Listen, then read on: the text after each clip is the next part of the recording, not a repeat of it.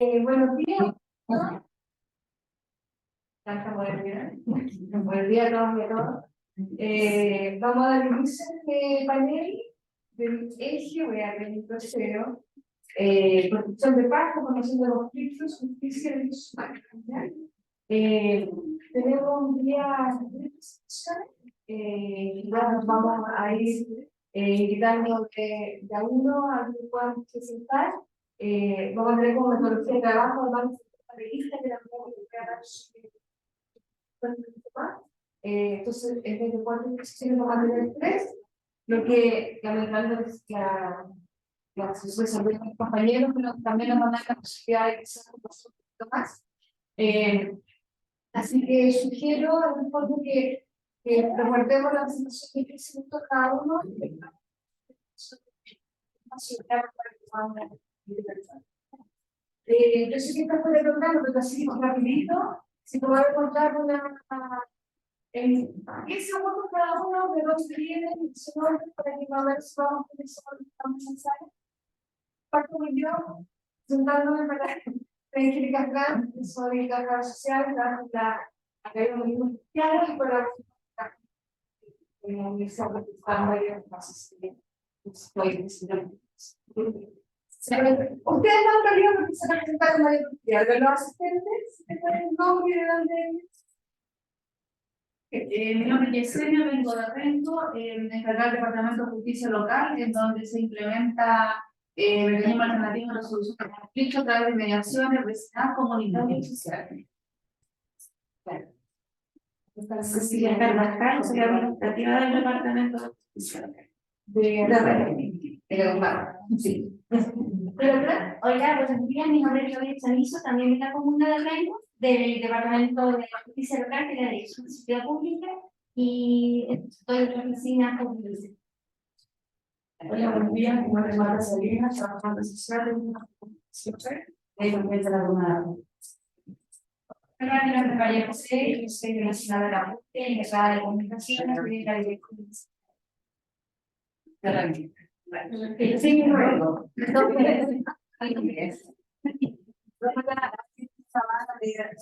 Se puede que me hable de Chile. ¿Por acá? Soy María.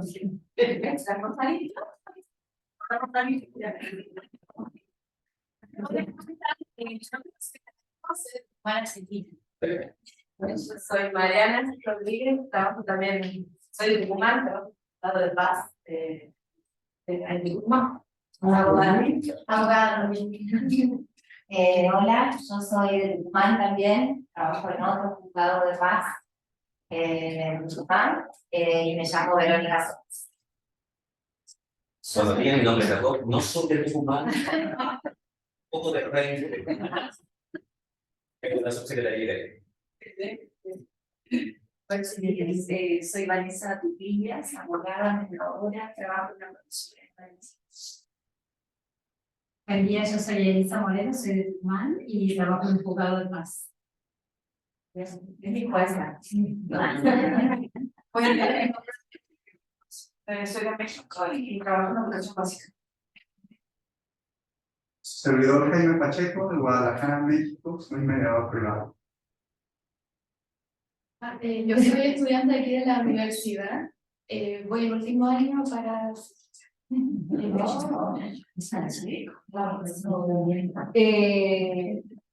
Qué interesante, igual tenemos tips, jugar y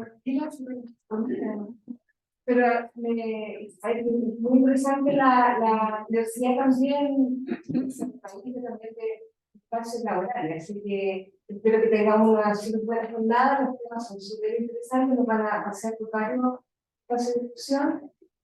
Solamente un detallito, pero yo también necesito de diálogo más que de eso, también me así que te doy la pase, Evelyn. Empezando de los finales, antes de pasar a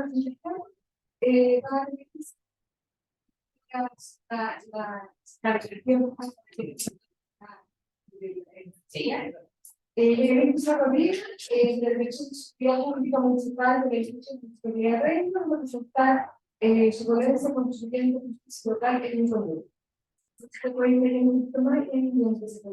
Gracias. Hola, buenos días. Bueno, de profesión soy asistente social y hace un tiempo asumí como directora de seguridad pública en la comuna de Rengo y el equipo que ustedes escucharon es el protagonista.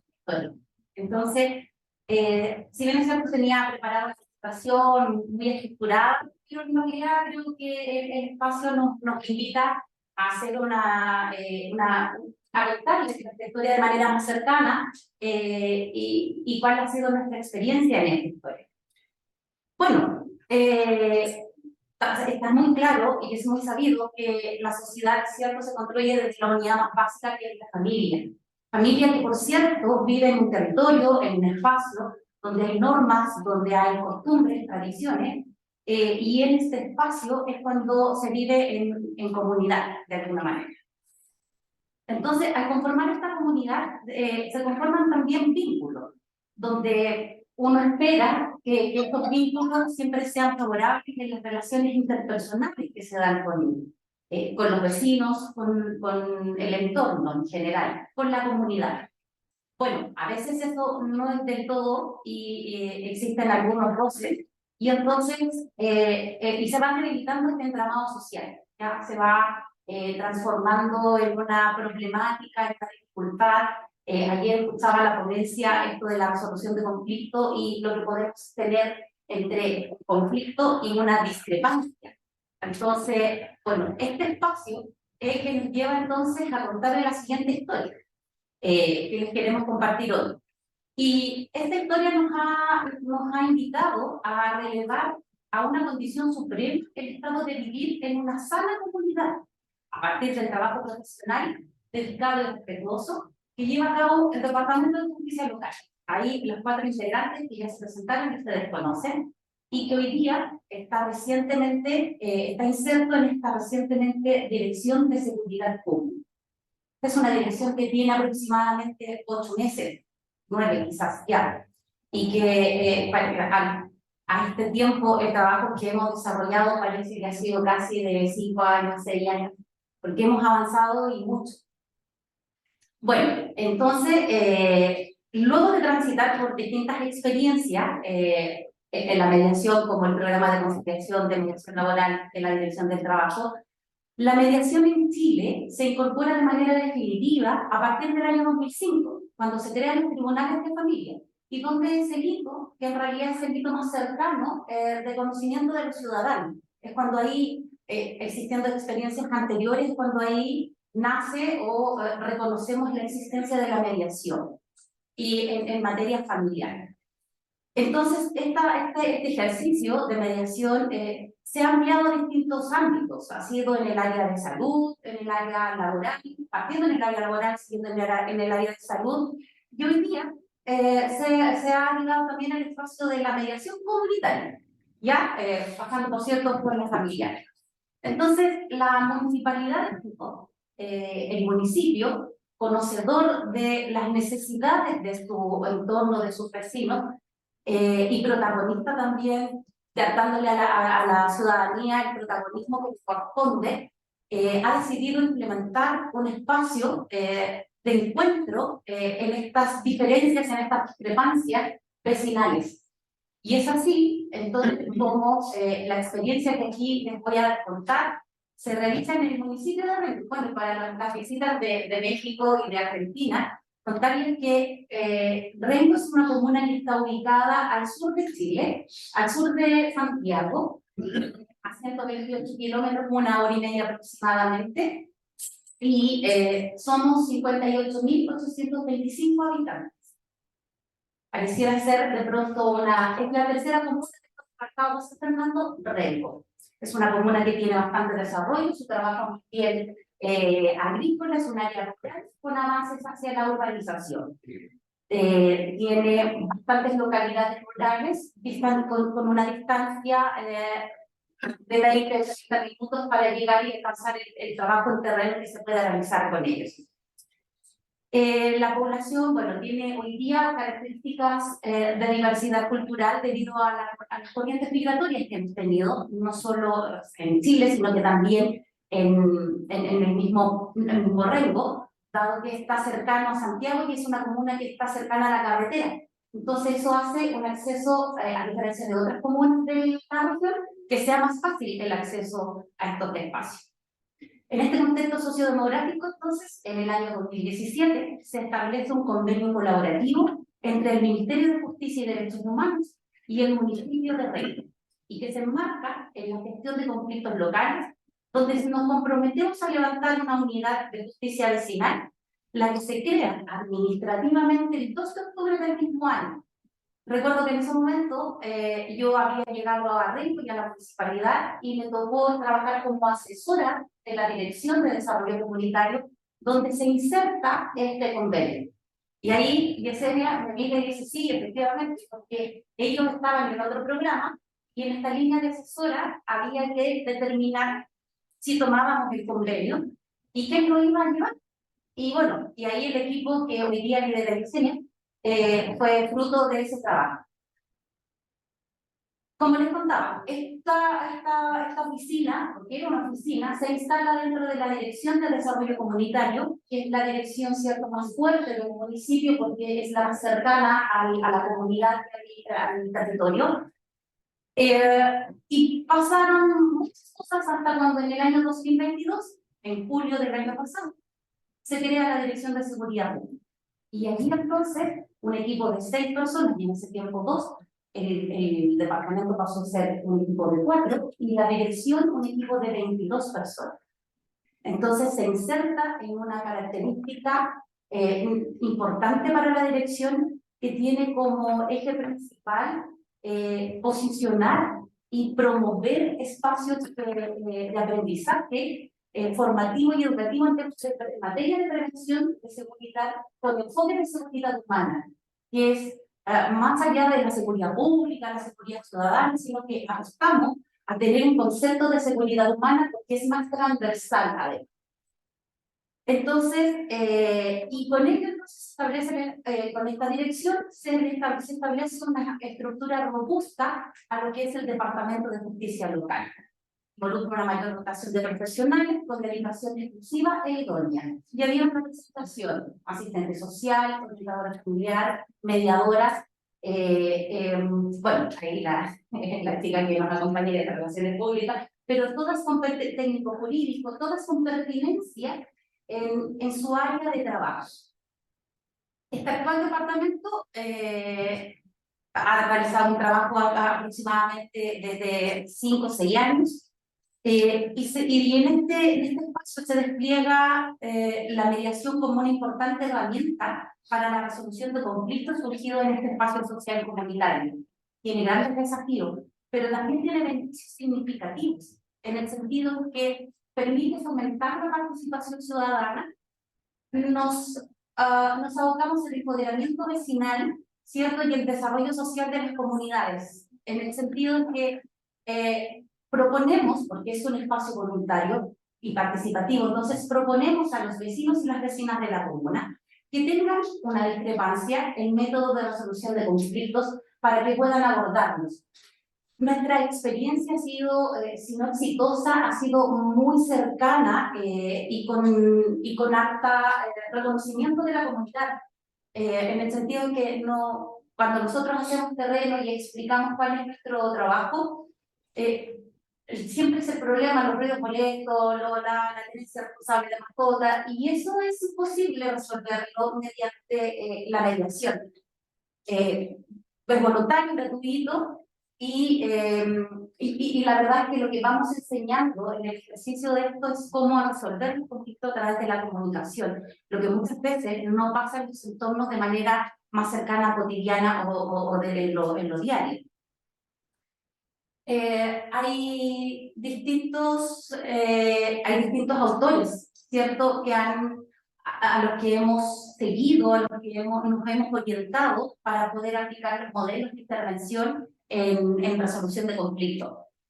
Uno de ellos, por ejemplo, es lo que se realiza a través del método de de Harvard, aquí, el punto metodológico, hemos estudiado distintos modelos de intervención, como el modelo tradicional lineal, llamado Harvard, que se origina en la investigación realizada por Roger Fisher y William Ury a finales del 70, y que habla del proyecto Harvard de negociación. Desde una teoría inicial hasta la teoría convirtiéndose en la negociación en el espacio de mayor reconocimiento a nivel mundial. Y como es entendida en este sentido lineal, es decir, hay individuos que se comunican, ¿cierto?, y expresan esta diferencia, mientras otros escuchan. Otro de los autores que nos ha ayudado a producir de mejor manera el proceso que se lleva a cabo es el modelo transformativo de Baruch-Fourier, que apunta a un cambio paradigmático del sujeto, de manera tal que desde una concepción individualista, entonces pasamos a una relacional. Es decir, este modelo se centra en que los protagonistas, ¿cierto?, resuelvan esta discrepancia, este conflicto, en consecuencia teniendo las características emergentes, dialécticas, políticas, comprendiendo que la construcción se va, la comunicación o las confrontaciones se van construyendo en el reconocimiento del otro. O sea, hay un otro, tenemos enfrente a alguien con quien tenemos que resolver, que si no es un conflicto, sino también esta discrepancia, este desacuerdo. Y finalmente, el tercer autor que en que nos hemos fijado es lo que plantea Jean-Paul Ladrach, que destaca 3 elementos que interactúan entre sí y que son constitutivos de cualquier conflicto, o sea, la persona, el proceso y el problema. Desde allí, entonces, abordamos el ejercicio de la resolución de conflictos desde la mediación vecinal y comunitaria.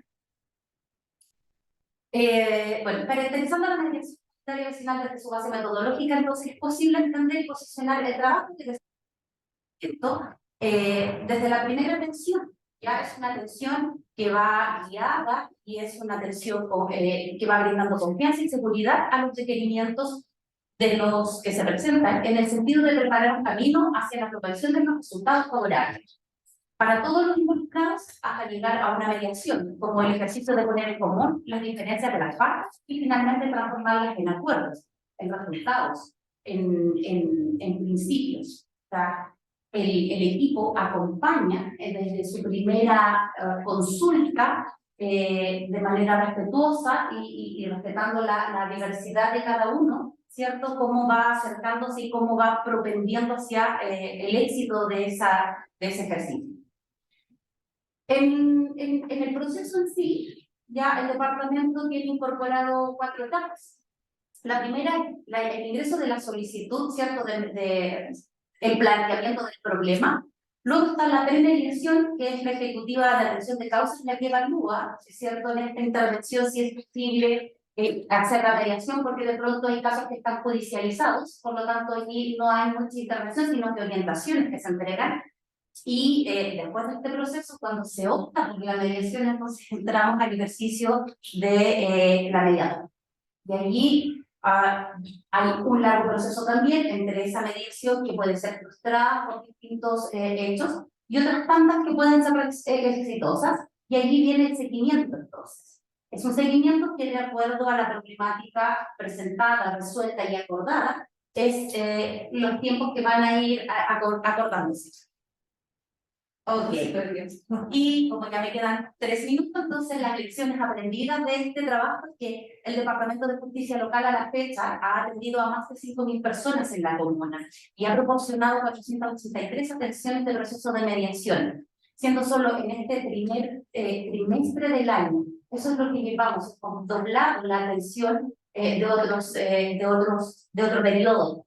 La votación valora este ejercicio y ya les contaba que se desarrolla atendiendo a las particularidades de cada una de las comunas sin importar ciertos modelos que nos distancien de los vecinos, sino más bien que nos acerquen a ellos y ellos se sientan cercanos al espacio donde van a ir a plantear sus inquietudes. Nuestra experiencia sigue un proceso de cambio y ajuste, adecuándonos a las particularidades de nuestro territorio, por cierto. Nos queda mucho camino por transitar. de modo que esta experiencia siga creciendo, siga fortaleciendo, siga hacia el logro del objetivo con el enfoque siempre permanente de la seguridad humana. La dirección ha orientado todo su trabajo desde los distintos departamentos en propender a eso. Vamos al territorio y estamos con ellos y hacemos un trabajo que en el tiempo debe ser transformador. Finalmente, esta experiencia ha significado un fortalecimiento de la relación municipio-vecino, lo que es especialmente relevante en el tiempo en que las instituciones se debilitan y la confianza ciudadana se resiente.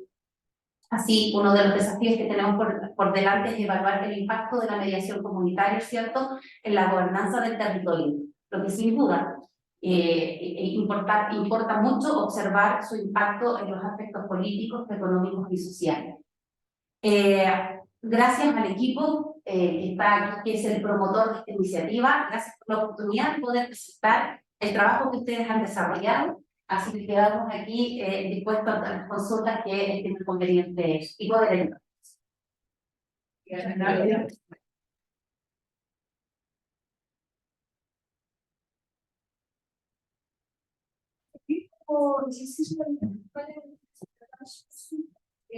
quería iniciar con un tema que yo creo que fue principalmente interesante en el espacio de diálogo, que justamente evalúa este proyecto de la espacio de danza en la miniatura, por lo menos, de los países latinoamericanos, pero particularmente de la agenda política de la semana en Chile. Así que, Gerardo, te invitamos. Gracias. Después de la consulta, el link de condición de estabilización que me dicen que no se puede ver. Si no se pueden transmitir en vivo porque no se logra la protección. Ahí Ah, ya, pero entonces esto después de ahí lo va a subir a su propia red. Sí. Sí, gracias, Alma, porque me da el espacio para saludar a la gente que eventualmente nos está siguiendo por la virtualidad. Presento entonces a Gerardo Pérez Viramontes, del Instituto Tecnológico del Fondo Superior de Electricidad, que nos va a presentar un caso quizás y el nombre de la presentación es el Observatorio de Conflictos Territoriales y instrumentos para pensar alternativas. Bueno, muchas gracias, buenos días. Lo primero que quiero exponerles es desde dónde estoy viendo yo este asunto. Me parece fundamental. Yo trabajé como maestro en la Universidad de los Jesuitas allá en Guadalajara, eso que aquí el compañero ubicará muy bien, hasta hace 4 años, y yo me fui capacitando en todo lo de paz y conflictos. Soy psicólogo de profesión, me dediqué a la educación durante muchos años, estudié un doctorado en paz y conflictos, y desde esa perspectiva empecé a entrar en contacto con el Instituto de Justicia Alternativa del Estado de Jalisco. Me pidieron que fuera a dar un curso de conflictos en un diplomado ahí en el Instituto de Justicia. Yo les decía, pero yo no soy abogado, ¿yo qué voy a hacer ahí? Yo no sé de cuestiones de leyes, políticas, etcétera. Pero si quieren que hable de conflictos, de eso sí sé. Y lo que me dijeron los organizadores, precisamente necesitamos que vengas a hablar de conflictos sin ser abogados, porque si no, lo que queremos ir implementando de nuevos métodos se bloquea con esa perspectiva. Luego, bueno, si les sirve lo que yo sé, hoy y lo comparto con los compañeros, ¿no? Entonces, desde las primeras sesiones empezaba la bronca jurídica. Les digo, a ver, no sé de leyes, yo no sé de leyes. ¿Quieren discutir de leyes? Discutan, pero yo no sé. Y le decía que ni me interesa. A ver si fue por, pero bueno. Entonces, desde ahí empecé una interacción con el Instituto de Justicia Alternativa, que se encarga de todo lo que ahorita planteaba la compañera, de generar procesos de mediación entre particulares, tienen cobertura en todo el estado de Jalisco, etcétera, ¿no? Sin embargo, yo sí me he mantenido al margen, pero bueno, vinculado al instituto, es algo así un poco raro. Actualmente empezamos, bueno, yo propuse como un asunto de investigación abordar los conflictos territoriales. Allí en Guadalajara, allí en el estado, hay conflictos por agua, por basura, por inmobiliarias que están construyendo edificios y se oponen los vecinos, etcétera, etcétera. Y entonces yo planteaba la pregunta, bueno, los métodos alternos de resolución de conflictos no tienen nada que hacer en esos conflictos. ¿Por qué? Porque son conflictos que están unos medio tensos, otros más tensos y otros a punto de explotar. Sin embargo, en la mayoría en casi todos ellos no hay violencia. Entonces decía, bueno, ahí tenemos como mediadores de conflictos, como expertos en conflictos, tenemos un área de trabajo. Vamos entrándole ahí antes de que explote la violencia. Sin embargo, revisando la ley del Instituto de Justicia Alternativa, lo que caía en la cuenta es esto de que está acotado a los métodos alternos. Por ley es lo que debe de hacer. O sea, pues, desde el punto de vista no abogado es una restricción. A ver, paralelamente ahí en Jalisco fue surgiendo la idea de elaborar una ley de cultura de paz. Y hoy por hoy tenemos en Jalisco una ley de cultura de paz y una serie de elementos de cómo implementar esa ley. Hoy tenemos que poner un nombre, ley, hay plan estatal de cultura de paz. Entonces, con esos 12 instrumentos es con los que yo me di a la tarea de ir formulando un observatorio de conflictos territoriales. Como el único que está metido no soy yo, bueno, entonces me acoté a lo que yo puedo hacer. Y entonces decidí tomar notas de prensa sobre la conflictividad y tratar de analizarlos desde dos ópticas. Este conflicto, ¿qué tiene que ver con la territorialidad? ¿Por qué podemos decir que esta nota habla de un conflicto territorial? ¿Y por qué podemos decir que esta nota periodística habla de justicia alternativa? ¿O cómo podemos enfocarlo desde la justicia alternativa? Tomé 55 notas periodísticas. Esas notas periodísticas traté de enfocarlas desde esta idea de conflictos territoriales y justicia alternativa. Desde la perspectiva de conflictividad territorial, me sirvió mucho entender qué es la paz territorial. Y cuando menos hay tres versiones de justicia, de paz territorial que dan luz para entender de qué se trata la conflictividad territorial. Una visión de conflictos territoriales como aplicación del Estado en un contexto. El Estado, cómo opera en una situación determinada. Una manera de entender la paz territorial. Una segunda forma de entender la paz territorial es esto que podríamos llamar participación ciudadana. De qué manera el Estado y la sociedad va dialogando, va llegando a acuerdos, va construyendo territorio, pero es una labor entre el Estado y la sociedad. Y tercera forma de entender la paz territorial es lo que la gente, las personas, los grupos sienten, viven, experimentan como su espacio de vida. Tres formas distintas de entender la paz territorial. Entonces, esas tres formas de entenderla, de alguna manera sirvió para revisar esas 55 notas. ¿De qué manera aquí hay la imposición del Estado? ¿De qué manera aquí hay diálogo? ¿De qué manera acá es el territorio autogestivo, de una manera autónoma, manejado el territorio? Y una nota periodística que comparto desde la perspectiva del Estado, la visión del Estado, fue lo que sucedió en un hay un arroyo que pasa ahí por Zapopan, Jalisco, que la gente, sobre todo indígenas provenientes de otros estados, han utilizado ahí como vivienda al margen del arroyo seco y llevan más de 20 años habitando ahí. Por alguna razón X, el estado decidió desalojar a esas personas.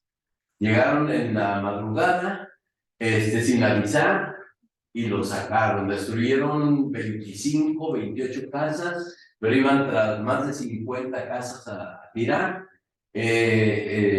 Esa acción estuvo orquestada desde el gobierno federal, desde la capital de México, el gobierno del estado, el gobierno municipal e incluso la Defensoría de Derechos Humanos de Jalisco. O sea, como que todo el peso del estado para desalojar a esas personas, para poner orden en el territorio.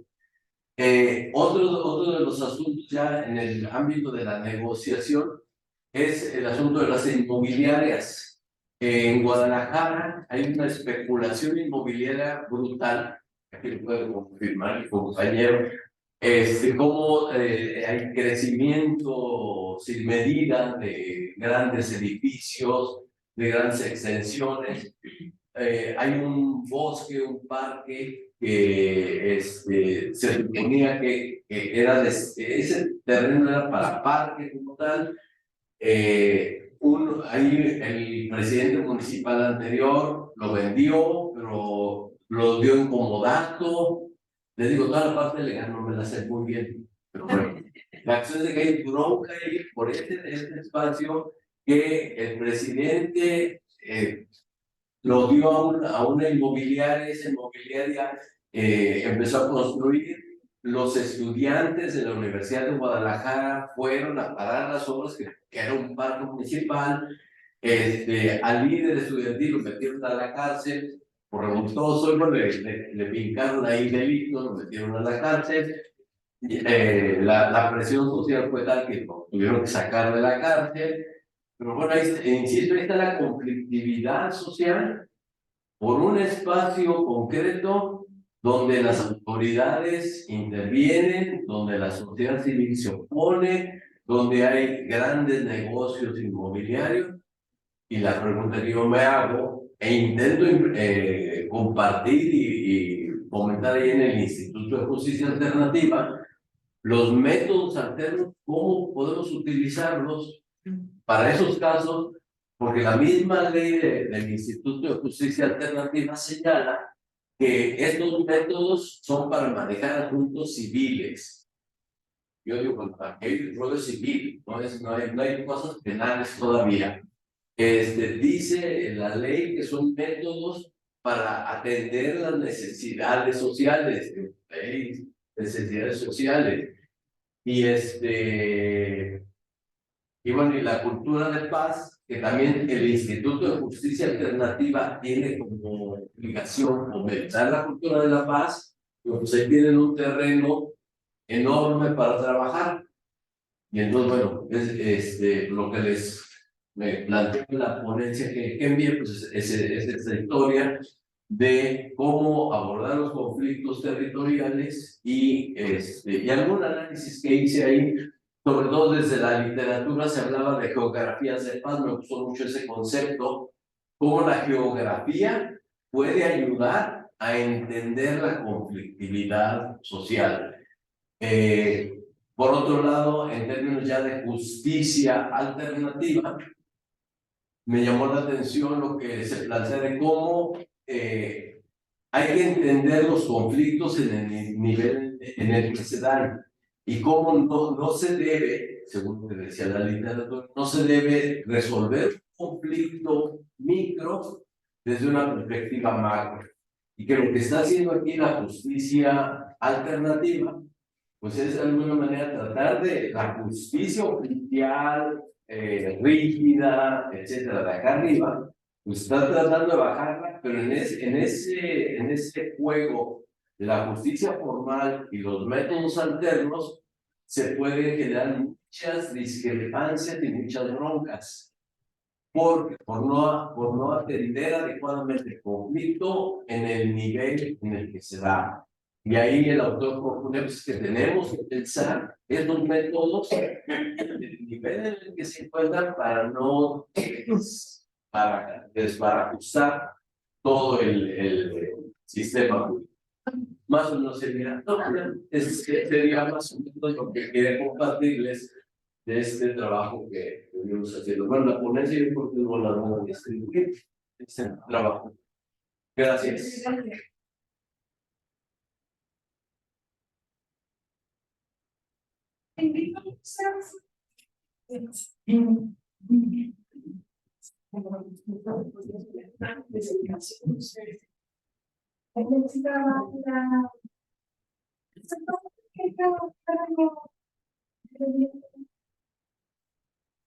Genesis Francisco, Palacio Valencia, de la Universidad de Valladolid, nos va a presentar su trabajo de afectación a las comunidades afrodescendientes de la cuenca del río Cacarinca en el contexto del conflicto armado colombiano.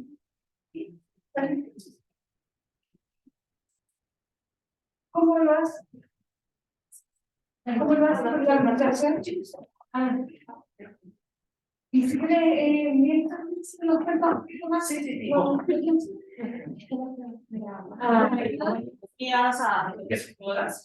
Creo que cuando hacían el saludo inicial me daba la sensación de que era la única colombiana, no sé si había hablado otra, ¿De hacer que tan copado? sí, no, pero en la sala creo que cuando se presentaron era la única. Así que intentaré como no dar por obvio lo que parece obvio, pues, evidentemente pues, por la diversidad que hay, tendré que tener más cuidado para no caer, digamos, en obviedades que no lo sean para el contexto. Bueno, mi nombre es Genesis Palacios Valencia, pues yo vengo realmente desde España, porque trabajo allá en España, soy abogada jurista. En el marco del Observatorio de Derechos Humanos en la Facultad de Derecho de la Universidad de Valladolid, me dio la tarea a emprender la investigación que hace la lectura pues, del contexto de mi país, Colombia, ¿cierto? Digamos que este proyecto tiene como línea macro la justicia transicional, que yo creo que en eso pues creo sí todos tienen algún conocimiento básico sobre lo que ha sido el conflicto armado en Colombia y pues lo que ha sido emblemáticamente los famosos acuerdos de La Habana de 2016, ¿cierto? Digamos que contextualmente eso es lo que hay que saber genéricamente hablando de nuestra historia que lamentablemente pues aún no termina el contexto del conflicto armado y lo hemos estado diciendo, digamos, en algunas presentaciones ha salido el tema. Entonces, digamos que en esta línea de justicia transicional, pues yo he tenido unos focos temáticos o unas categorías fuertes con las que no solo me identifico jurídicamente, teóricamente, sino ancestralmente, ¿sí? Porque precisamente el contexto del conflicto armado ha tenido un impacto diferencial, o dicho de otra forma, un impacto étnico diferencial en los territorios y pienso que los acuerdos de La Habana, pues, intentaron hacer ese reconocimiento porque el conflicto llegó, tocó fondo y desafortunadamente se ha quedado en los territorios. Entonces es por eso que aunque desde lo lejos, porque pues, vengo desde Valladolid en España, sigo, digamos, indagando sobre lo que está pasando en un contexto pues, que aún no deja de ser complejo. La ponencia, como pueden ver, lleva por nombre Afectación a las comunidades afrodescendientes de la cuenca del río Cacarinca en el contexto del conflicto armado colombiano. Digamos que la presentación está dividida básicamente en unas 4 partes, por así decirlo. En esas 4 partes, digamos que un primer punto de partida podría ser como este eje problematizador, que es un poco lo que ya he mencionado. ¿Cuáles han sido como esas categorías fuertes dentro del diseño metodológico? Dentro de la casuística como pista, que soy, digamos, el jurídico, no se puede olvidar, y sobre todo, en un caso que llegó al Sistema Interamericano de Derechos Humanos, entonces digamos que el componente jurídico, jurisprudencial está presente, porque las voces de las comunidades afortunadamente tuvieron eco una vez da sentencias de responsabilidad internacional del Estado.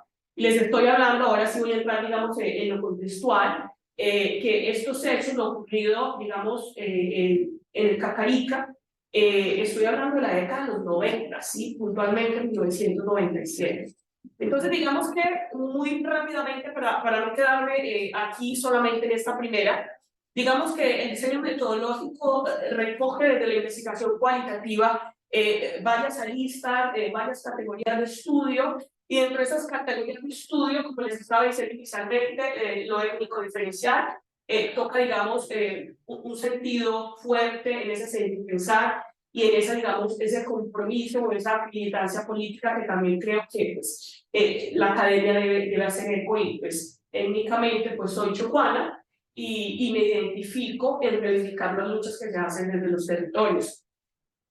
Para identificar un poco este núcleo problemático que vengo diciendo desde el inicio, o sea, puede seguir por favor, algo que ha seguido en varias presentaciones que ya he tenido, digamos, el gusto de escuchar, y creo que es necesario seguir aclarando, en el extranjero pareciese que llegó el ruido de que una vez se generaron los acuerdos de La Habana, el conflicto armado colombiano había terminado, y se empezó a usar equívocamente la palabra posconflicto, ¿sí? Entonces los primeros de significar, no estamos en una etapa de posconflicto, estamos en una etapa de posacuerdo, ¿sí? Y ahora lo que hay que intentar, digamos, ahondar un poco es qué está pasando en esta etapa de posacuerdo, ¿sí? Entonces, eso como para aclarar. En los territorios, el conflicto armado ha mutado, hay otras dinámicas, hay actores que hay un libro, no tengo que decir, no es el eje de la investigación, pues, o sea, de la ponencia, pero jurídicamente hablando, sí lo quiero decir y aclarar, hay un limbo jurídico entre estos nuevos actores, en el argot popular se llaman bandas criminales emergentes,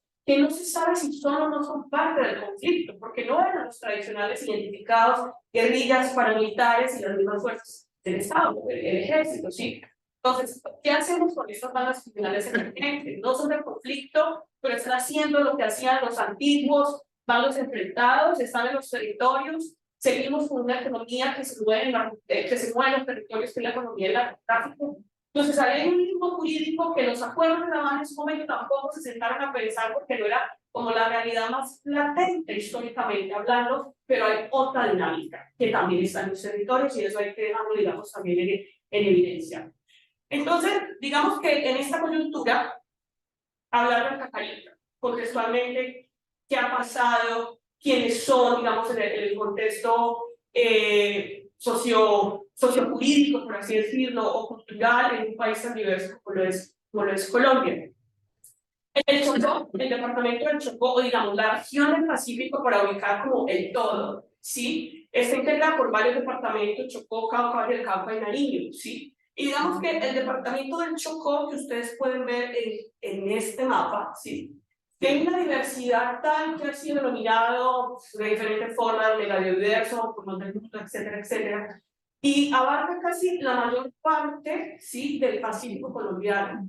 Y tiene una gran riqueza, y esta gran riqueza debe encontrarse irónicamente porque aunque es muy rico en biodiversidad, al mismo tiempo es uno de los territorios o regiones, digamos, más pobres del país. Y lo étnico, digamos, en el contexto del conflicto armado se cruza, raza, etnia y clase, pobreza, se cruza, ¿sí? Porque riqueza, por un lado, lo que ha permitido que entidades privadas y a veces con complacencia, digamos así, del propio Estado, abusen y exploten los recursos naturales, que son de quiénes, pues el Chocó, sí, en el Pacífico, está conformado, digamos que esto pasa, no es lo típico en Colombia, por mayoría afro, indígena y minoría mestiza. Entonces todo esto, digamos, se va cruzando también en clave histórica, que hace un llamado, pues, a pensar, digamos, seguimos como en una etapa de neocolonialismo, por así decirlo, porque se extraen recursos, las bandas criminales emergentes se disputan los territorios y pues todavía el rezago digamos, los disidentes, de quienes fueron firmantes, pues también están haciendo otra dinámica que hace lo propio del conflicto que aún no termina. Yo me voy a parar un momento por aquí, quiero mostrarles. El Chocó tiene una característica que si ustedes ven, aquí está Panamá, es el único departamento en Colombia que tiene límites fronterizos con Panamá. Entonces, eso hace que sea un corredor estratégico para, desafortunadamente, la economía de la droga, el tráfico poder circular. Entonces, yo siempre utilizo la palabra decir todo esto que ustedes ven en azul, son ríos, o sea, la riosincrasia es una cosa, digamos, muy bella, por así decirlo, porque es algo del uso, costumbre. Digamos, estas comunidades, tanto afros como indígenas, viven del pan coger. Entonces, digamos que el río se convierte como en algo de entrada y salida, es, digamos, lo que habla misma en la dinámica de las comunidades. Y al mismo tiempo, pues, como ustedes pueden ver acá, pues, es el único que está rodeado de ambos océanos, Atlántico y Pacífico. Entonces, esta es una posición estratégica única, y única para, desafortunadamente, el bueno y para lo malo. Entonces, históricamente en los 90, desde pues, más atrás, esto ha permitido que los bandos enfrentados pues, quieran estar en este territorio. Si lo pasamos a la siguiente, en estas imágenes las quise traer porque si no, no se logra como captar a veces como lo que es la megabiodiversidad. Entonces, esta espesura de la selva, como ustedes lo pueden ver ahí, es lo que históricamente permitió que los grupos armados quisieran estar allá, geográficamente, por la dificultad del acceso. Entonces, hacer un territorio tan difícil de acceder, históricamente olvidado por el mismo Estado, entonces era un escenario perfecto para alinearse, ¿sí? Y expulsar a las comunidades de los territorios. Entonces, digamos que históricamente y contextualmente, eso fue lo que pasó con las comunidades afrodescendientes de la cuenca del río Cacarita. En el 97, digamos que el Estado, y desafortunadamente, digamos, como en complacencia con grupos paramilitares, se asocian un poco, por así decirlo, para expulsar a las guerrillas de la FARC. Entonces, en esta sociedad que se hace, si lo puede seguir, en esta sociedad que se hace, digamos, finalmente lo que se logra es expulsar a la comunidad, o sea, hay un desplazamiento masivo. Y las consecuencias del desplazamiento masivo ya han sido estudiadas jurisprudencialmente, jurídicamente de manera exagerada por la Corte Constitucional, diciendo la cantidad múltiples derechos que de manera conjunta se ven afectados cuando se genera el desplazamiento forzado, derechos económicos, sociales, culturales y ambientales. Y insisto, y en este contexto particularmente de una perspectiva étnica, cuando se da el contexto en específico, el caso llega al sistema interamericano, porque ante el desplazamiento masivo producto de la operación Génesis y Cacarica, ¿sí? Tal cual como yo se los acabo de decir, o sea, como en asocio de fuerzas del Estado y paramilitares para expulsar, digamos, a las guerrillas de la FARC, pues finalmente la que es afectada directa es la comunidad de Cacarica. Cuando son expulsados de sus territorios, y por eso es que el enfoque diferencial es súper importante, porque hay varios casos o muy pocos casos donde estas comunidades, además de ser afro, se identifican como tribales. Y la de Cacarica, en Cuamandó, también en el Chocó, son, digamos, de las pocas que se identifican afros y tribales. Entonces, eso da una connotación más fuerte, digamos, porque la afectación de uno es la afectación colectiva, ¿sí? No es de uno, dos o tres, es toda, digamos, la comunidad la que se ve afectada en su conjunto.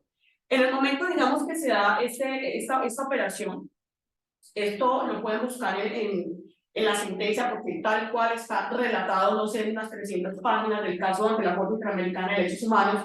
¿Cómo llega el caso? Ante la inoperancia parcial, digamos, del Estado, pues consejos comunitarios, activistas, ambientalistas, porque también dentro del caso te relata no solamente la expulsión y asesinato, sino que hubo, digamos, complacencia por parte del Estado con empresas madereras que estaban usufructuando sus recursos. Y claro, porque ya era una zona que quedaba débil en el sentido de que los líderes comunitarios y la comunidad había sido expulsada, ¿sí? Entonces, digamos que cuando llegan al sistema interamericano, pues el Estado es, digamos, declarado internacionalmente responsable y relata, voy a decir algo muy fuerte, una de las personas que fallece cuando se genera, digamos, esta masacre, Marino, él estaba siendo acusado por paramilitares de ser, digamos, cómplice de la FARC, y él intentaba y le dicen que no huya, que venga como a dar cuenta, ¿sí? Y evidentemente pues no huye, y finalmente lo que hace, digamos, en el escenario con la comunidad, porque eso es como una sanción ejemplarizante, es cortarle la cabeza y jugar con ella como si fuera un balón de fútbol.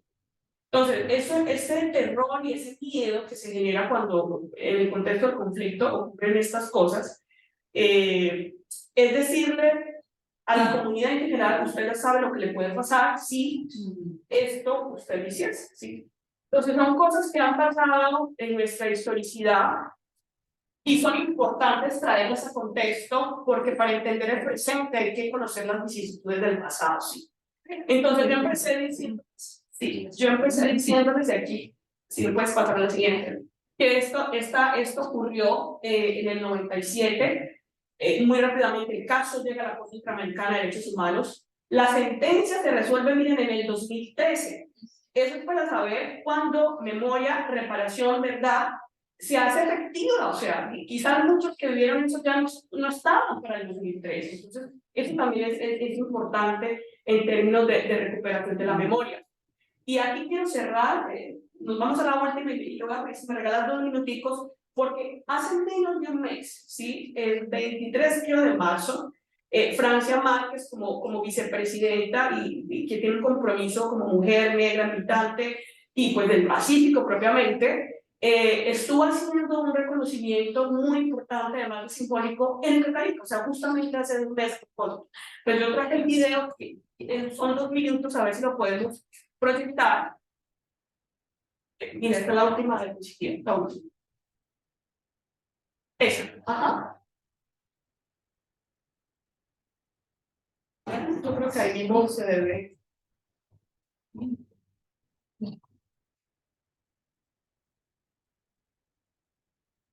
Bueno, mientras no, ahí, sí, y incluso abajo también, si quiere dar clic, también. Sí.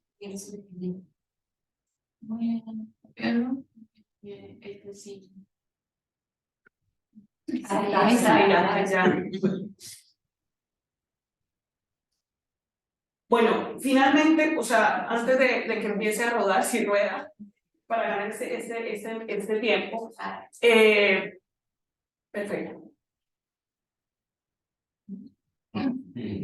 Bueno, si no, pues vemos al final se logra y cierro. Lo importante es decirles que después de la etapa de, digamos, de la firma de los acuerdos, estudios interesantes, por ejemplo, como el de paz, como defensores, empezaron a alertar de asesinatos a líderes comunitarios en los territorios afro-indígenas y ambientalistas. Entonces, esto para cerrar diciendo que el conflicto ha mutado, la dinámica es distinta, pero los territorios todavía están. Y ahí termina mi presentación. No sé. Dale clic de pronto a la mitad, que es la misma debería abrir. Y si abre YouTube y coge el vídeo de... Sí, es que no problemas con el mouse. Bueno, es bien bonito porque está Francia, digamos, en el Cacarica, y yo tengo que decir que, bueno, con las dificultades que tiene mi país, que no había conocido un gobierno que en tan poco tiempo hubiese estado en los territorios, por todas, digamos, lo largo y ancho de Colombia, en los territorios desde abajo, visitando, digamos, las dificultades no solo en torno al conflicto, sino en torno a carencias históricas, y pues, digamos, yo quiero aunar eso, pero bueno, apenas empezando, hay que esperar a ver cómo está el balance de tiempo.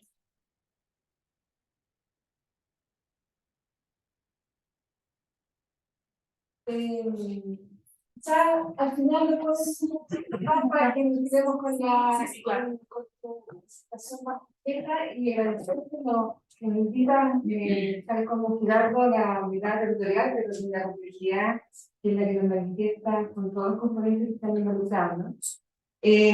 Antes de pasar al espacio de diálogo, como les comenté al inicio, el cuarto ponente no pudo asistir por razones de salud, se tuvo acá en Chile, entiendo. Pero además hizo un esfuerzo importante de mandarnos un breve reseña de su situación, así que la voy a leer, de ahí pasamos al diálogo, ¿me parece? Le correspondía este espacio presentar a Howard Richards, y su ponencia era Economía Solidaria sin Solidaridad, y nos manda una breve reseña. Que plantea lo siguiente, además nos envía el enlace y entiendo que las ponencias además van a estar disponibles para todos y todas. Dice, siguiendo los primeros párrafos de introducción, me dedico un segundo a elaborar brevemente por qué ni el mercado, ni el Estado, ni una combinación de los dos, es capaz de aportar soluciones a los problemas sociales y ambientales principales. Tercero, a examinar la idoneidad de la solidaridad como uno de los conceptos útiles para remediar las diferencias del mercado y del Estado. Cuarto, debido a la historia del concepto de solidaridad, una cosmovisión ética capaz de ordenar la práctica, apoyando la historia teológica de la solidaridad con aliados laicos. Así, doy la bienvenida al movimiento a quienes no sean católicos, ni creyentes de la fe, ni practicantes de ninguna forma de espiritualidad. 5. Lamentaré el abuso de la idea de economía solidaria, lamentaré la economía solidaria sin solidaridad, y sugeriré unos remedios organizados. Y ahí me manda el enlace para bastante provocadora su así que espero que nos podamos ver en el sitio, ahí nos mandan los enlaces. ¿Ya? Nos restan entonces 25 minutos, o quizás 26, que después viene el segundo trabajo. Les quería sugerir lo siguiente a quienes están acá participando, que pudiéramos plantear comentarios, preguntas a los ponentes y que después les demos 5 minutos finales para que puedan cerrar algunas ideas centrales que no alcanzaron a decir o que en el fondo les gatilla a través de sus preguntas. Si les damos un espacio adicional para que puedan también cerrar sus presentaciones, pero que puedan los asistentes plantear sus comentarios y preguntas. Así que abre la palabra. Sí. Yo primero a Jacqueline y a todo su equipo, mis felicitaciones, la verdad, el trabajo que ustedes hacen impacta significativamente la vida de su comunidad. Lo seguirá haciendo porque los conflictos vecinales son los que no te dejan vivir y el que la comuna haya tomado una política pública para atenderlos es muy importante. O sea, muchas felicidades. También a Gerardo, yo acabo de ser director de métodos académicos y validación en el instituto. Es que vamos a ser aliados ¿Y no se conocían? no nos conocemos. ¿Qué director de la verdad? No, pero Sí, claro. Sí, son virtuales. Sí, y bueno, sí, la verdad que un abrazo para todo el pueblo en América Latina y en México. Sufrimos cuestiones muy violentas en México por narcotráfico.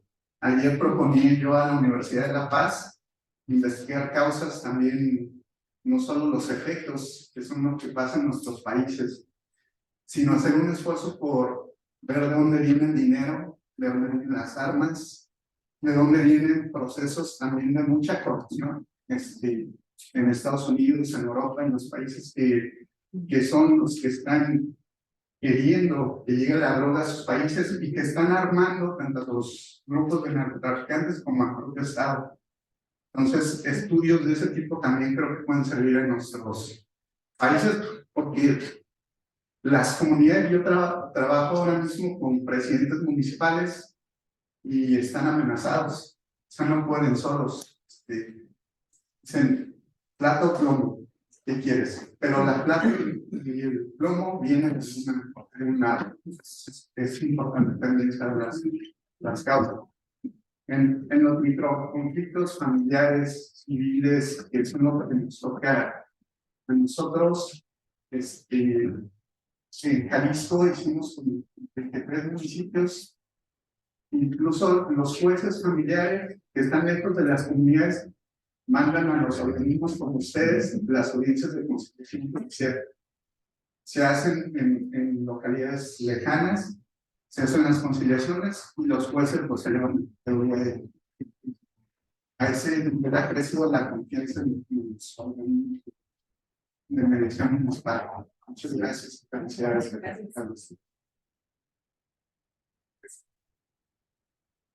Nosotros somos de Tucumán, Argentina, y trabajamos en Justicia de Paz. Y la Justicia de Paz con Tucumán cumple muchísimos roles. El que más nos interesa, con el que más nos identificamos, por lo menos con la doctora de nuestros juzgados de paz que son rurales, es en todo tipo de atención, de todo tipo de conflicto y de la escalada, desde el problema del alambre o el ¿viste? Hasta cuestiones familiares bastante importantes. Entonces, ahora se ha transformado la justicia en letrada, con lo cual incluso también podemos tener el abordaje jurisdiccional de alguna cuestión que se nos presente. Entonces, nos da, tenemos satisfacciones diarias de poder resolver conflictos que personas no podrían llegar jamás al tribunal por una cuestión de costo, de desconocimiento de sus derechos, de dificultades de trasladarse una mamá con 5 niños a la ciudad. Entonces, diariamente tenemos esta posibilidad, a veces más formal, a veces en algún contexto, porque también tenemos la posibilidad de iniciar algunas causas, algunos juicios y después elevarlos al juzgado correspondiente, o muchas veces quedan resueltos ya en el ámbito de la justicia de paz, que es lo que nos parece más justo, porque tenemos una proximidad, una cercanía, una inmediatez con las partes que no la lograría jamás un juez de familia, por ejemplo. Ya si los conocemos como vecinos, si los conocemos al vecino, conocemos a la familia, podemos interactuar con todos los actores del conflicto. Y la verdad que en realidad es hermosísimo escuchar otras experiencias en nuestro país, en nuestras experiencias a través de la justicia de paz, este tipo de procedimientos a los que Acá hay una... Vale, ¿cómo están? Muchas gracias por estaba en la mesa. Sí, me quedo así con la piel de gallina, porque ya conversaremos largo, porque tengo muy presente el tema de Cacarica, pero me quería compartirles también en pos de estas reflexiones que creo que otro de los desafíos que tenemos como colombianos es que desarrollamos todo un marco jurídico de ley de víctimas. Y uno tendría que primero, antes, preguntarse por qué tenemos una ley de víctimas. O sea, ¿qué tipo de Estado necesita tener una ley de víctimas y desarrollar una infraestructura para atenderlas? El tema es que, pasados 10 años de los gobiernos del tipo que hemos tenido, a pesar de la ley de víctimas tener un estatus, digamos, muy por encima, los gobiernos han hecho lo que han querido para salir bien en indicadores, pero no para atender la reparación. Y hoy que tenemos este gobierno, hay un nuevo desafío sociojurídico para nosotros muy importante. Y lo digo porque trabajo en la institución de derechos territoriales, y la reinterpretación de los instrumentos que tenemos desde que está este nuevo gobierno es un tema que nos alcanza a imaginar, digamos, en la profundidad de justamente lo que tú decías, de cómo entender, no desde la categoría que no tiene sentido lo diferencial, de lo ético, sino cómo entender profundamente lo que pasa con la violencia, lo que pasa allá de los hechos que son atroces y que uno ni siquiera tiene fuerza para decir, porque es tan difícil que uno de verdad no quisiera nunca hablar de esto, pero lo que significa además que en las comunidades como las que tú nos cuentas y en que se replica a lo largo del territorio, eso siga pasando con tanta fuerza, en donde incluso el reclutamiento termina vinculándose con fenómenos de racismo, extractivismo, que es muchas que es de una complejidad que uno de verdad no es muy difícil hacerse preguntas y plantearse respuestas sin escuchar las experiencias, porque entonces uno no tiene tantos instrumentos. Yo me voy haciendo una pregunta sobre lo que plantean los casos de Cacarica, porque muchas veces, y ayer lo hablábamos en otro espacio, tenemos sentencias sobre los ríos como sujetos de derecho, y los ríos están ahí podridos, y el conflicto sigue atacando a los guardianes del río, y tenemos los instrumentos, pero no hemos logrado primero qué significa todo esto para nosotros en nuestra experiencia y cómo usarlo a nuestro favor, y luego articular distintos niveles de acción que van desde los más arriba, digamos, estatal, la Corte Nacional de Derechos Humanos, hasta lo más concreto en el territorio, que es cómo activar la defensa de la vida, porque la gente está sola ahí. Y lamentablemente en espacios como el de Cacarica hoy hay una base binacional que no, siendo el ejército, sigue abusando de la gente todos los días, con el conocimiento pleno de que es como si todos fuéramos testigos y sabemos que el ejército está violentando a la gente allá. Pues, tenemos que decir, sí, no puede ser. Entonces, es una indicación a que sigamos pensando en esto, porque de verdad que queda uno muy movido. Gracias, Denise. Hola a todos y a todas. Primero que todo, felicidades por el espacio, por las exposiciones. No sé qué un poco antes, pero vi las últimas y me gustó mucho y me queda resonando una cuestión importante. No de ver esto, parece que flota en el ambiente un consenso, no solamente aquí, sino en los espacios en los que hemos podido estar. Es que la paz se construye en las bases, se construyen las comunidades, se construyen los pueblos, porque somos una miríada de sujetos los que estamos ahí diariamente cuidando esos procesos, hablando, trabajando con las uñas, con los dientes, sin recursos, y que lo hacemos posible, que lo hacemos viable, que existe, que existimos, que estamos aquí. La pregunta para la mesa general es cómo hacemos para hacer eso, cómo hacemos para trascender nuestro metro cuadrado de sujetos entrelazados para que esta potencia que exista se expanda. Y sé que es una pregunta que no tiene respuesta completa, pero sí me parece importante reflexionar en el marco del Congreso, porque de alguna manera ese es el espacio que estamos queriendo tejer desde el aire.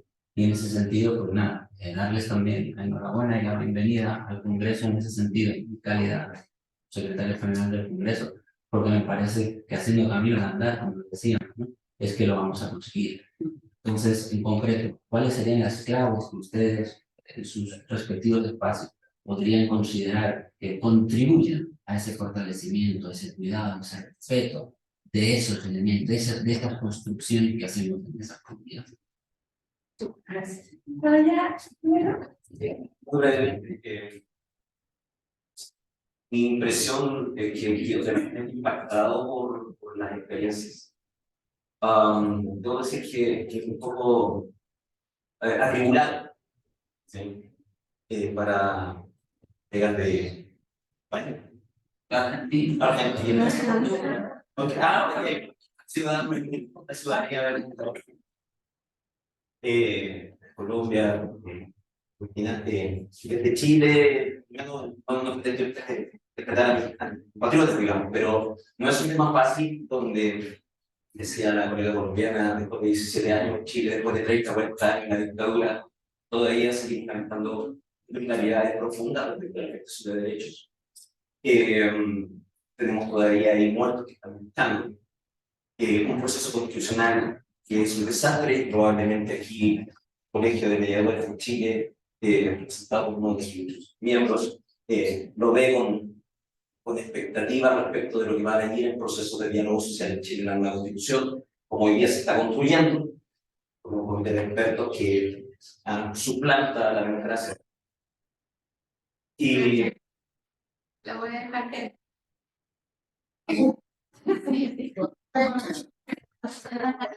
sin duda van a reforzar ese experimento. Ay, eso. Ay. Perdón.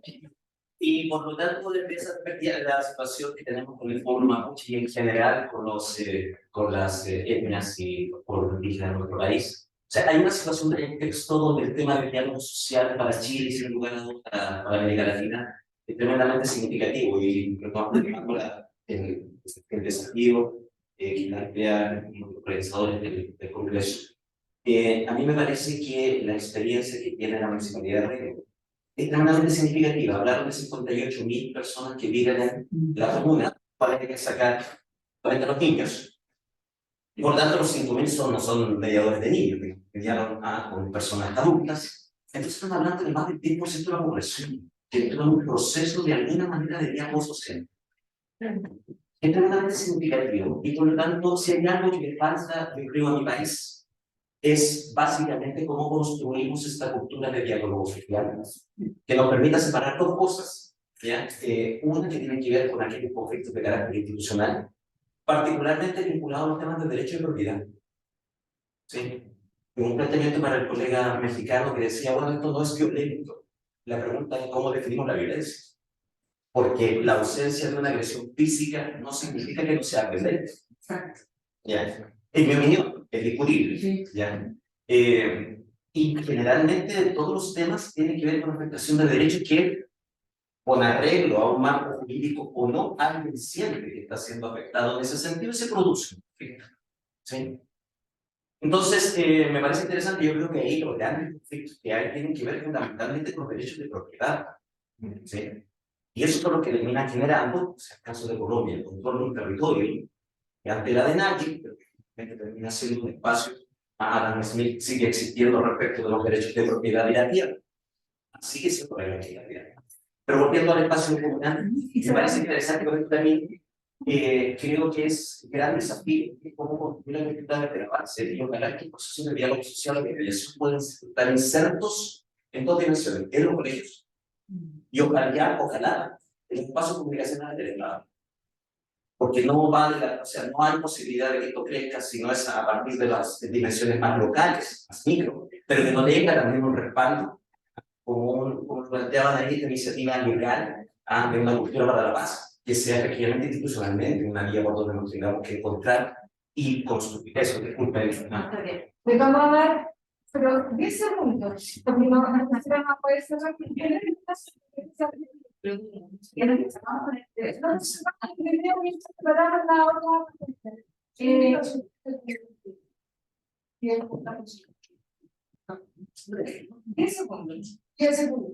Esta tarde y en las tardes estamos en una actividad donde podamos hablar más.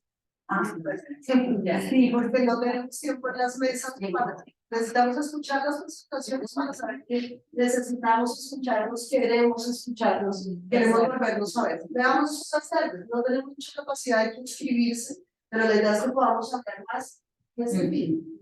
Excelente. Ya.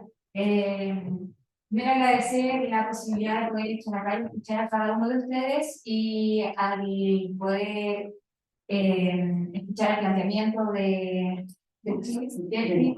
acá y Gerardo. Puedo dar la luz de que el trabajo que se realiza dentro de la comuna de Rengo está siendo efectivamente muy positivo. Me lo hace ver también la señorita acá, de que efectivamente en el ámbito de la mediación es mucho más fácil llegar a tu localidad que acercarse a lugares más lejanos, donde posiblemente no te tomen la importancia que se requiere. Y como lo hace Yesenia y el equipo de trabajo junto con la directora, a mí me parece de forma personal, pienso que quizá el problema de todos los conflictos es que las personas que pueden resolverlos tienen un índice socioeconómico. Entonces, quizá el empoderamiento de las personas vulnerables o de bajo recursos es como un inicio para confrontar de mejor forma el conflicto entre los diferentes. Sí, es la gran pregunta. También Paz decía, somos muy buenos para escribir la realidad, somos muy malos para transformar, creemos que no tenemos la posibilidad, pero viendo los que hay aquí, sí, ahí creo que hablando con las comunidades, estoy de acuerdo con ese camino a hablar. Gael García Bernal es un actor de Guadalajara, él está tratando de resolver esta pregunta, cómo resolver los conflictos como el hambre y la comunidad, y está haciendo documentales y yendo a hablar con las personas en sus comunidades. Creo que es algo muy enriquecedor. Y bueno, ahí andamos todos. Muchas gracias. Lo lamentable de estos espacios que siempre quedan como un sitio en que hay mucha gana y lamentamos que sean tan limitados, ¿no? Pero tengo un gran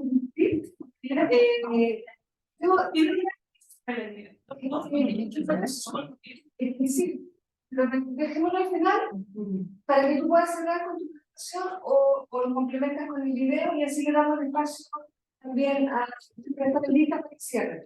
Yo solo quiero dar como, no sé si la respuesta, pero sí un indicio de que la fórmula o parte del proceso para conseguir lo que Rengo ha conseguido hoy día es un proceso de promoción, prevención y educación. Porque nosotros no esperamos que la gente llegue, nosotros salimos al terreno, salimos a buscar los problemas de la comunidad. Entonces creo que si estamos desde nuestras oficinas pensando en cómo poder hacer, no nos va a llegar la razón. Así que eso.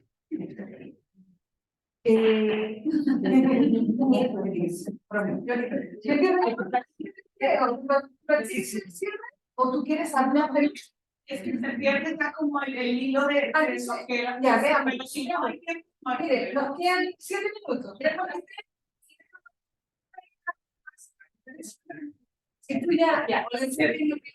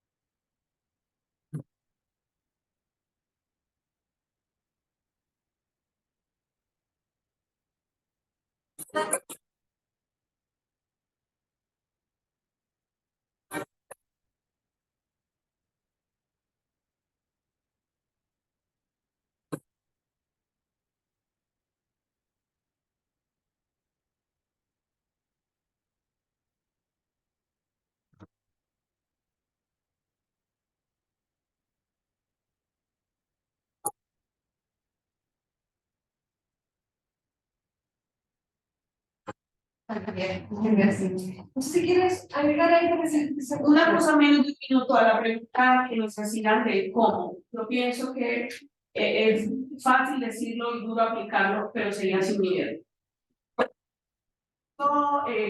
Esta visita que les decía que fue justo hace menos de un mes, el 23 de marzo, hubo un aviso de uno de los altos rangos de la policía de Francia cuando arriba y le dice que no está segura si llega a Carica.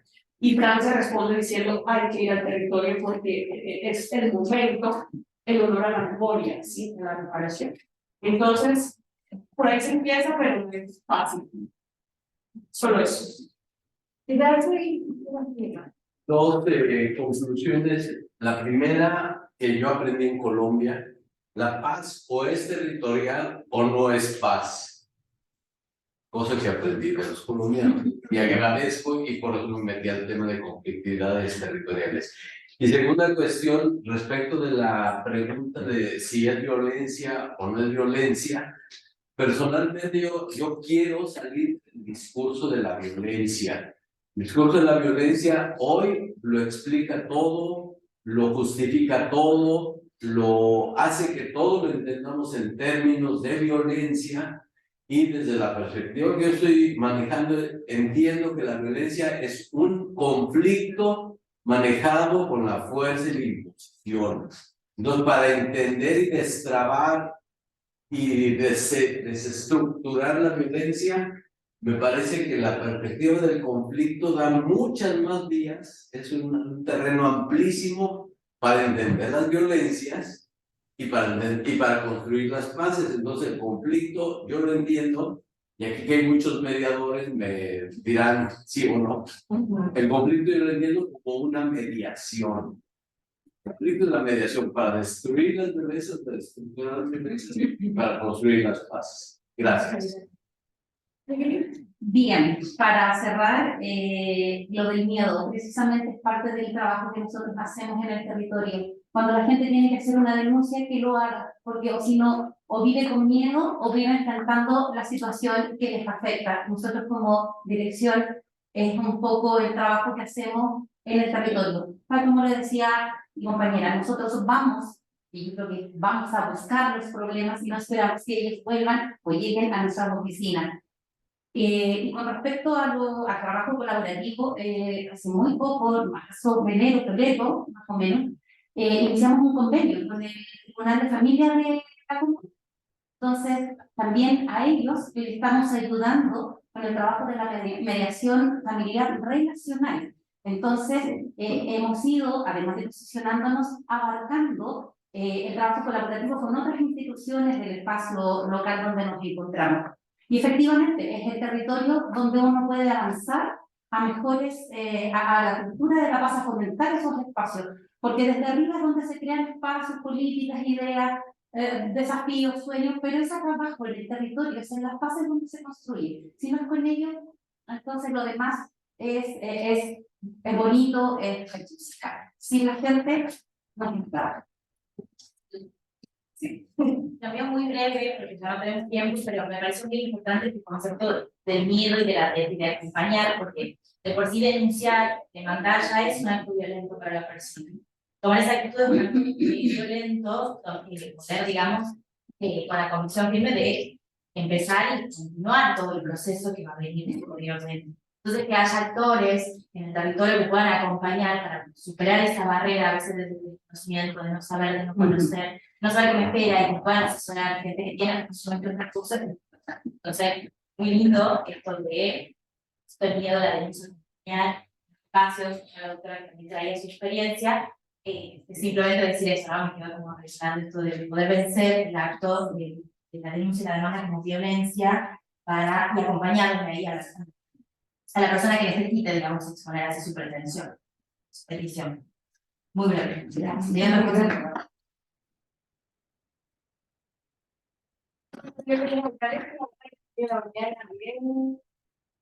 Y la lectura, creo que también nos puede ser paso de la construcción y agradecer la experiencia de que vamos al camino que todos quisieran. Así que, efectivamente, el territorio es espacio para que tengan una verdad.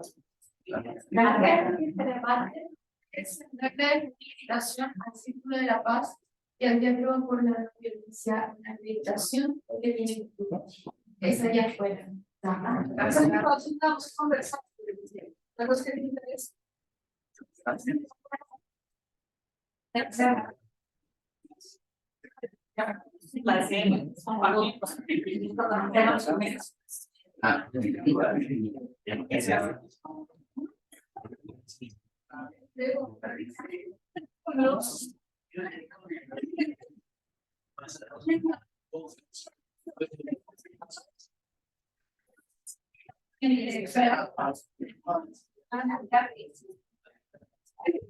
Profesor de la UNA moderna.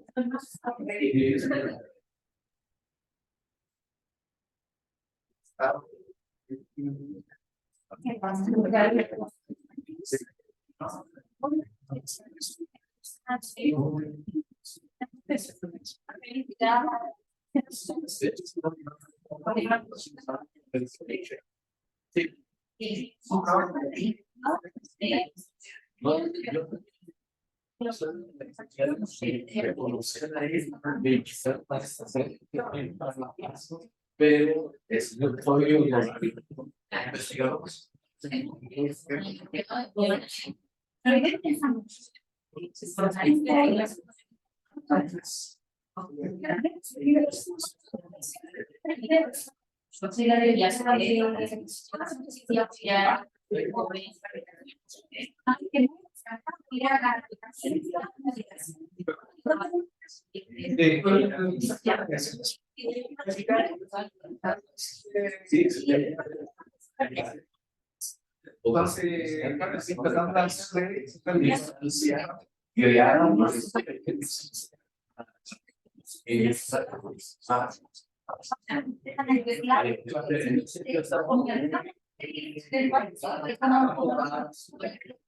Y yo no entiendo muy oigan.